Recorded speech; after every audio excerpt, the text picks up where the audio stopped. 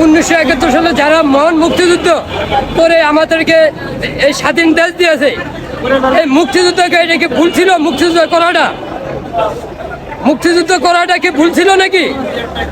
যদি ভুল না থাকে তাহলে একজন দেশপ্রেমিক, একজন মুক্তিযোদ্ধা, একজন দেশ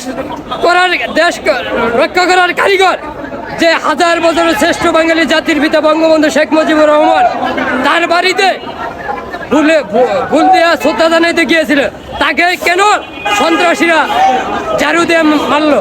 প্রিয় দেশবাসী, আপনারা এই সন্ত্রাসী যারা আছে তাদেরকে প্রতিহত করুন, আর এই সন্ত্রাসীদেরকে অবিলম্বে আপনারা চিহ্নিত করে রাখুন।